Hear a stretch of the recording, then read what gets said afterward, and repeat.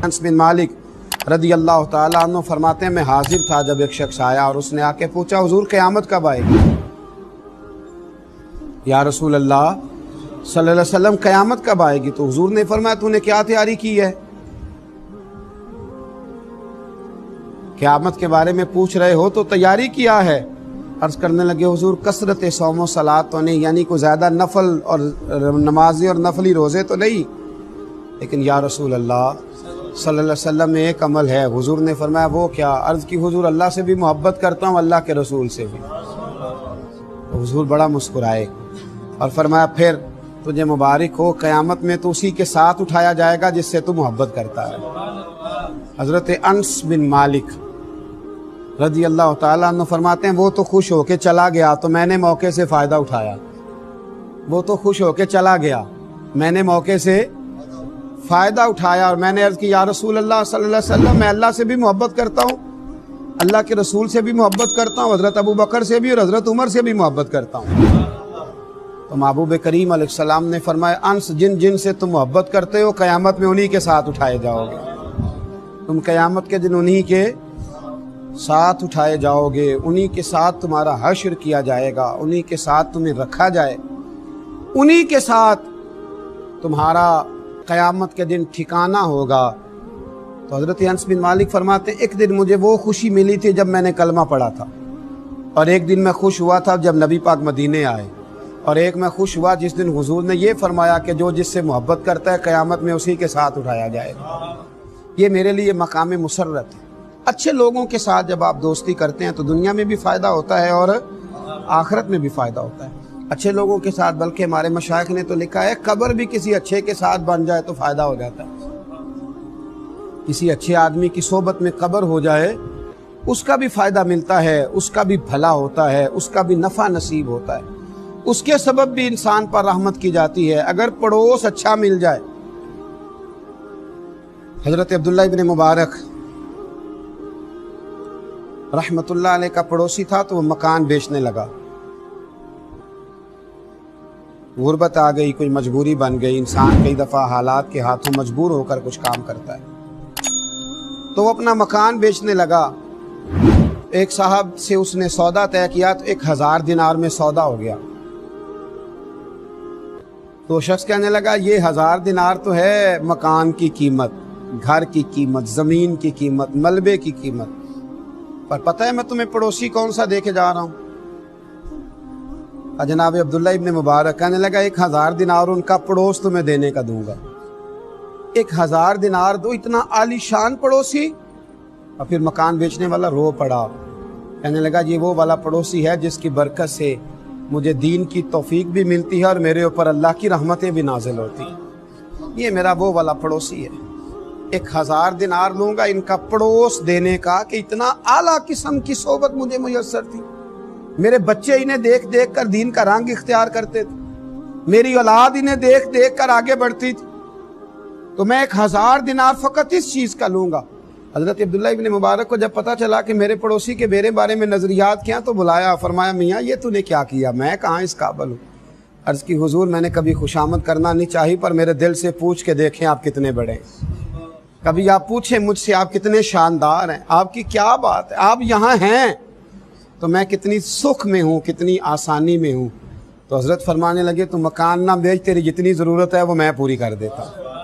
अच्छी सोहबतें, अच्छे पड़ोसी, अच्छे लोग, अच्छे, लेकिन ना हमारे यहाँ कदर नहीं होती, हमारे यहाँ कदर नहीं होती। चराग के बिल्कुल नीचे अंधेरा हो जाता है। दूर दराज से आके लोग फैज़ आवर होते हैं, लेकिन कुर्ब जवार वाले अक्सर बेफैज़ रह जाते हैं, दूर रह जाते हैं, चूँकि हम कदर नहीं कर पाते। अगर अच्छी सोबत मुयस्सर आए तो प्यार करें और दोस्ती के हक़ अदा करने की कोशिश करें, मक़दूर बर खिदमत करें, मक़दूर बर आगे बढ़ें। लोग तलाश करते रहे वो ज़माना, देखे ना, सहाबी किससे बनता है? सोहबत से बनता है। सहाबी अच्छी सोहबत से बनता है। उनको अच्छी सोहबत मुयस्सर आई तो वो सहाबी बन गए, और जिनको अच्छी सोहबत मुयस्सर आई सहाबा की तो वो ताबी बन गए। बगदाद में बारिश नहीं होती थी, कहत का ज़माना था। अब तो अल्हम्दुलिल्लाह ताला, अल्लाह ताला हमें फ़ज़ल फ़रमाए, कहत नहीं होता। تو جن علاقوں میں ابھی بھی خشک سالی ہو جاتی ہے وہ بیچارے بڑے پریشان ہوتے ہیں۔ اللہ تعالی ہمارے حال پر رحمت فرمائے اور اللہ ہمیں خشک سالی سے محفوظ فرمائے۔ جن علاقوں میں خشک سالی ہوتی تھی وہ بڑے پریشان ہوتے تھے۔ تو بغداد کہہ رہا ہوں، بستام میں نا بارش نہیں ہوتی تھی، خشک سالی ہو گئی، لوگ بڑے پریشان تھے۔ تو ایک بہت بڑا طبقہ باہر نکلا، دعا کے لیے چلتے ہیں، دعا کرتے ہیں۔ بہت سارے لوگ میدان میں آئے، ایک درویش عالم کی قیادت میں۔ ایک نوجوان وہاں نہ اکیلا رہا کرتا تھا، ایک جگہ بیٹھ کر وہ اللہ اللہ کرتا تھا، وہ بھی آگے بڑھا اور اس نے آگے بڑھ کر کے ان لوگوں سے کہا کہ تم بارش کے لیے دعا کرنے آئے ہو، اگر مجھے موقع دو تو مجھے رب کی رحمت پر امید ہے کہ میرے اکیلے کی دعا کی برکت سے ہی بارش ہو جائے گی۔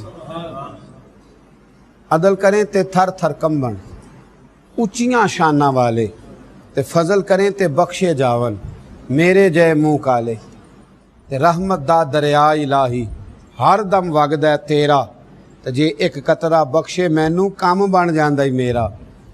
کہا جناب اگر آپ لوگ بھروسہ کریں تو مجھے امید ہے میرے اکیلے کی دعا پر ہی اللہ رحمت فرما دے گا۔ تو کہا بھئی آپ دعا کر دیں۔ اس شخص نے دعا بڑی عجیب کی، کہنے لگا اللہ جو میری آنکھوں میں جلوہ ہے نا، اس جلوے کی برکت سے بارش عطا فرما۔ جو میری آنکھوں میں جلوہ ہے اس جلوے کی برکت سے بارش عطا فرما۔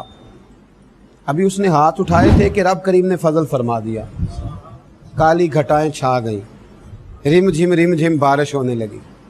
اللہ کریم نے اپنا فضل کرنا شروع کر دیا، پھول کھلنے لگے، کلیاں مہکنے لگی، بادل آہستہ آہستہ برسنے لگے، بات بننے لگی، پھول چٹکنے لگے۔ میرے بھائیوں یاد رکھنا اور سمجھنا اس بات کو، جب کیفیت تھوڑی آگے بڑھی، بارش ہونے لگی، اب جب جل تھل ہو گیا نا سارے علاقے میں، لوگ تو اپنے اپنے گھروں میں چلے گئے۔ جو اہل نظر تھے اس نوجوان کے قریب آئے اور آ کر کہنے لگے میاں ایک بات تو بتائیے، دعا کیا ہوئی کہ یا اللہ جو میری آنکھوں میں جلوہ ہے اس کے صدقے بارش عطا فرما، یہ کیا دعا ہوئی؟ تو اس شخص نے بڑی عجیب بات کی، کہنے لگا ایک دن کے لیے مجھے حضرت بایزید بستامی کی صحبت نصیب ہوئی تھی اور ان کا جلوہ میری آنکھوں میں موجود ہے۔ جب بڑی پریشانی ہوتی ہے نا تو میں اس جلوے کے وسیلے سے دعا مانگتا ہوں، اللہ اپنے فضل سے میری دعاؤں کو شرف قبولیت عطا فرماتا ہے۔ اچھے آدمی کی صحبت اگر آپ کو تھوڑی دیر میسر آتی ہے، تھوڑا وقت بھی میسر آتی ہے، آپ تھوڑا ٹائم بھی اگر ان کی صحبتوں میں رہ پاتے ہیں، اس کے توسل سے اللہ تعالیٰ فضل فرماتا ہے، اللہ کرم فرما دیتا ہے، اللہ آسانیاں کر دیتا۔ اور بہت سارے معاملات ایسے ہوتے ہیں جو آسانی کے ساتھ طے ہو جاتے ہیں۔ میرے رسول کریم صلی اللہ تعالیٰ علیہ وسلم نے فرمایا قیامت کے دن کوئی کسی کے بارے میں رب کریم کی بارگاہ میں اتنے ناز سے بات نہیں کرے گا، اتنی دل جمی اور دل سوزی سے بات نہیں کرے گا جتنی کچھ دوست اپنے دوستوں کے لیے بات کریں گے۔